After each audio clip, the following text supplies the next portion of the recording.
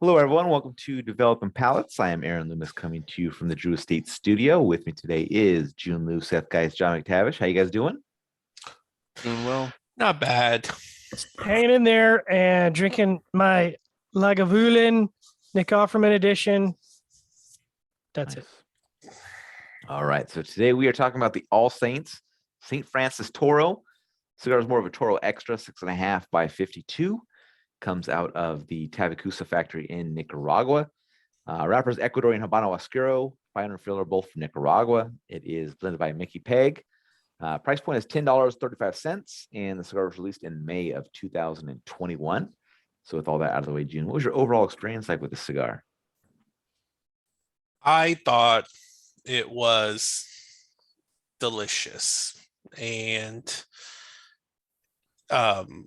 so this is one of those cigars in which it's like you don't get a ton of complexities to it, but the flavors that you get is very full, right? And it's very like on point and focus in that sense. I got a lot of these, like it has good spice, it has a lot of nuttiness and sweetness, like a natural sweetness and creaminess. It was chocolatey. And what I also realized was there's so many of these new cigar reviews that we do where I take some sort of like harshness, whether it's typically centered around like a wood bitter harshness or like a mineral like harshness. And I didn't get any of that with this cigar. And to not have that, I think it was just that itself was a joy to smoke because I didn't get any of that kind of harshness and bitterness. Or maybe I'm just super sensitive to, bitterness in a cigar. And I think I am, but nobody wants a fucking bitter cigar anyways. All right, Seth, what were your thoughts? Yeah.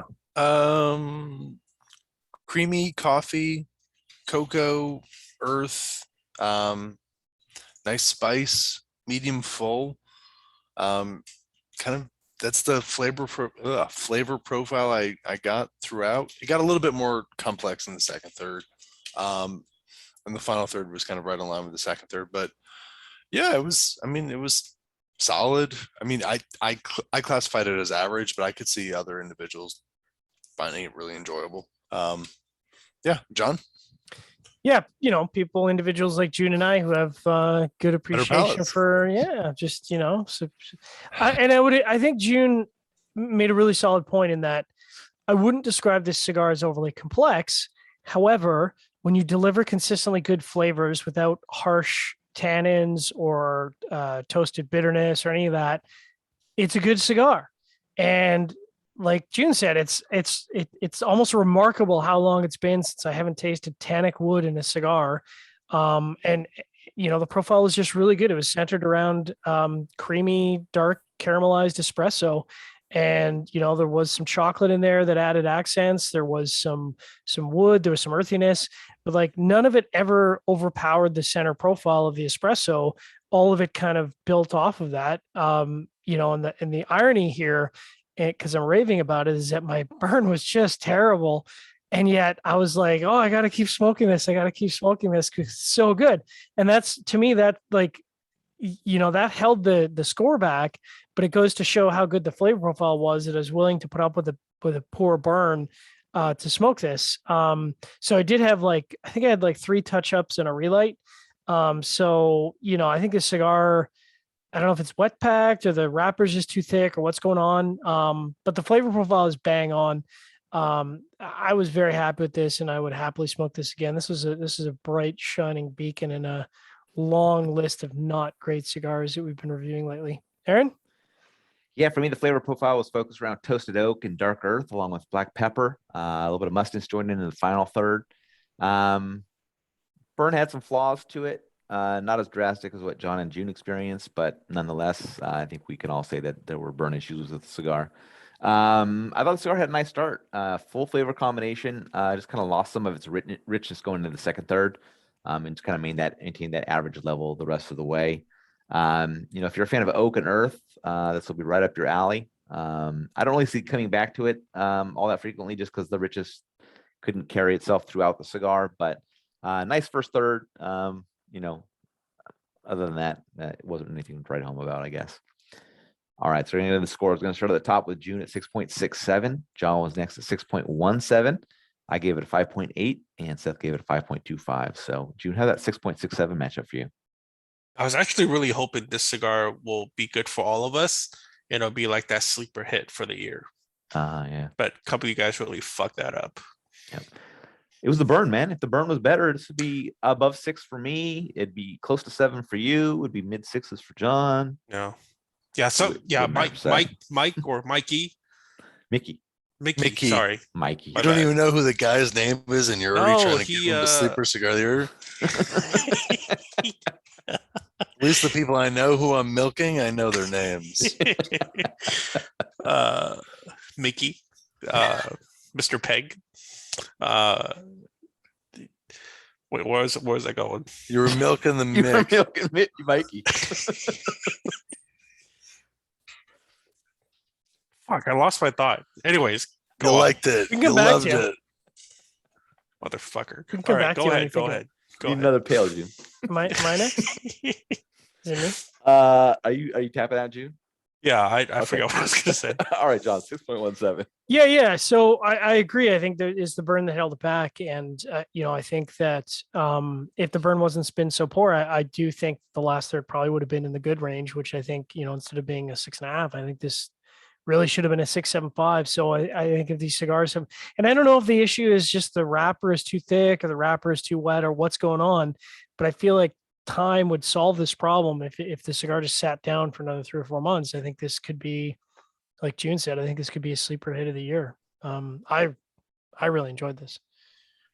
Yeah, my 5.8 matched up well. It was above average flavor profile.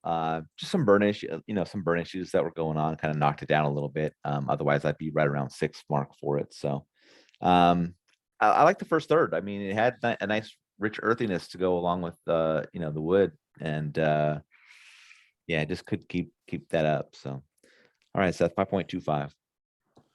Yeah, I mean, I thought the cigar looked great.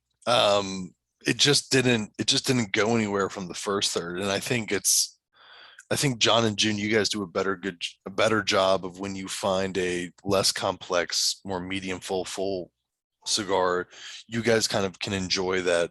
I don't want to say monotone. Well, it is kind of monotone. I think he's calling us simple, Jim. Yeah. No, you're not. We're I'm simple not. He's calling us bitches. simple bitches. Yeah. I'm getting what I was saying is you guys can enjoy cigars like that while I'm more of a milder cigar if it's very simplistic throughout. That's He's calling more himself my sophisticated. no, I'm calling myself a pussy.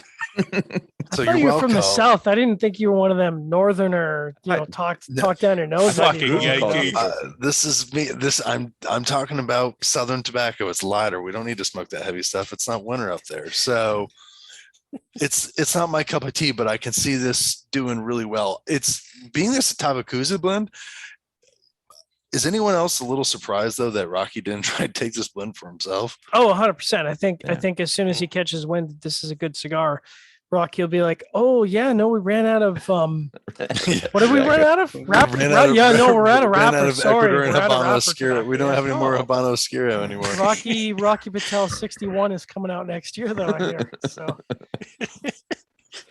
All right. Any other final thoughts from you guys on this one? I need to smoke it again, obviously. My advice to Mickey, Mickey, keep blending like this, bro. This is I think the last couple All Saints you smoked just kind of been getting progressively better, and good on you. Yeah, I think he's just come out with, or it's coming as a Colorado version of this. Ooh, So interesting. yeah. I don't know why we both said that. Okay. I don't know if I want to be smoking that in 32-degree weather, but I'll give it a shot. We both said interesting, then we're gonna smoke it, and they'll be like, and I'll be the idiot who'll be like, I just think I like the Maduro better than this. Listen, then y'all, Aaron- here's and the then problem Aaron's with gonna be Rocky like- Patel, And then Connecticut. Aaron's gonna be like, well, you scored this one higher. I'm like, yeah, but Yeah. you don't understand. All right. If you did catch this video on YouTube, be sure to subscribe to us and check out the full written review on the website, developmentpalace.com. Follow us on all the social media channels, and you can catch all of our review recaps on podcasts, iTunes, Google Play, and Podbean.